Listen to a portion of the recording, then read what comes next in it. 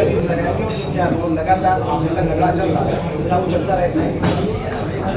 देखिए, शासन के आदेश के क्रम में आज मैंने यहाँ पर पुलिस अधीक्षक फतेहपुर के रूप में पदभार ग्रहण किया है और आप लोगों से परिचय के पूर्व में मेरे द्वारा सभी गैजेटेड ऑफिसर की मौजूदगी में सभी थानाध्यक्षों के साथ एक बैठक की गई है, जिसमें उनको यह निर्देशित किया गया है कि जो शासन की प्राथमिकताएं हैं, जैसे कि जनता दर्शन, जनता की समस्याओं को सुनना, उनको संतुष्ट करना, साथ ही इसी प्रकार से जो अपराध है और जो अपराधी है उसकी पहचान करके उस पर कठोरतम कार्रवाई करना कानून के दायरे में रहते हुए, और साथ ही साथ जो व्यक्ति रिपीट अपराध करता है उसका हमारे पास एक डेटा बैंक होता है। उस डेटा बैंक के आधार पर जो हमारी न्यायपालिका है उसके साथ समन्वय स्थापित करके उसको जो कठोरतम दंड दिया जा सकता है वो दे।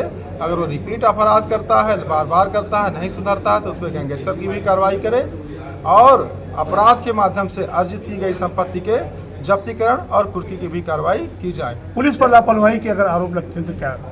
देखिए, अगर कभी भी इस तरह का कोई आरोप लगता है तो सक्षम स्तर से उसकी जांच कराकर जांच के उपरांत जो भी उसका निष्कर्ष होगा उस आधार पर उसके खिलाफ कार्रवाई की जाएगी। सर, जो अवैध तरीके से टेम्पो स्टैंड वगैरह बस स्टैंड चलते हैं उस पर किस प्रकार कार्रवाई की जाएगी? देखिए, सभी थानाध्यक्षों को यह निर्देशित किया गया है कि अपने अपने थाना क्षेत्र में किसी भी प्रकार की अवैध गतिविधि को संचालित ना करें। ये बिल्कुल भी क्षम्य नहीं है। ना सिर्फ टेम्पो स्टैंड बल्कि इस तरह के जो अन्य भी जो है गतिविधियाँ संचालित हैं उन सभी को बंद कर दें, और जो लोग इसमें जो है संलिप्त है, चाहे वो किसी भी प्रकार के लोग हों, उनके खिलाफ विधिक कार्रवाई की जाए। धन्यवाद। ठीक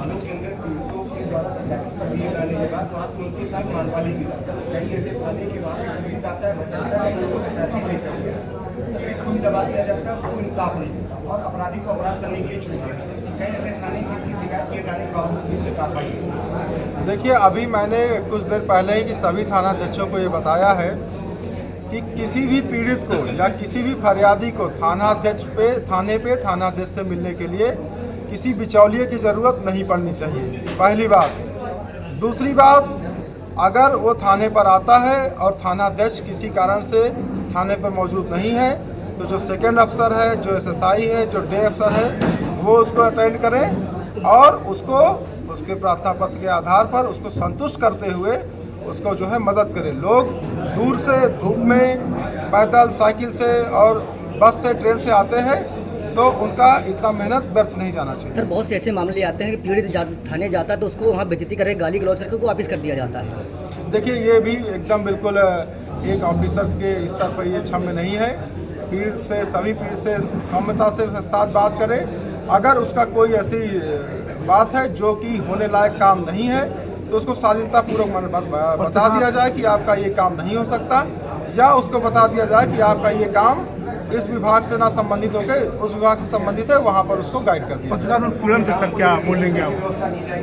पत्रकार उत्पीड़न, देखिए, हमारे यहाँ पर जो ट्रैफिक के कर्मचारी हैं उनके साथ मैंने अभी मीटिंग की है। साथ ही साथ मैंने सभी थानाध्यक्षों को बताया है कि ट्रैफिक को सुचारू रूप से चलाने की जिम्मेदारी सिर्फ ट्रैफिक पुलिस की नहीं है, क्योंकि उसमें सीमित लोग हैं। सभी थाने पर जो हमारा पुलिस फोर्स तैनात है वो सभी अपने अपने थाना क्षेत्रों में ट्रैफिक को सुचारू रूप से चलाने के लिए जो हॉट स्पॉट हैं, जहाँ पर जिन चौराहों पर ट्रैफिक ज़्यादा लगता है, प्लस जो पीक आवर्स हैं, मतलब जिन वक्त पे दिन के ट्रैफिक ज़्यादा लगता है, उस समय अपनी पुलिस को ऑन रोड रखेंगे और ये सुनिश्चित करेंगे कि ट्रैफिक ठीक से चलता रहे। पत्रकार उत्पीड़न की शिकायत पे क्या करेंगे सर? सॉरी, पत्रकार उत्पीड़न यदि कोई शिकायत आती है? देखिए, पत्रकारों से मेरा यही अपील है कि आप लोगों को, हम लोगों से जो भी सूचना चाहिए, जो जानकारी चाहिए, वो आपको समय। फतेहपुर से गोलू पुरवार की रिपोर्ट।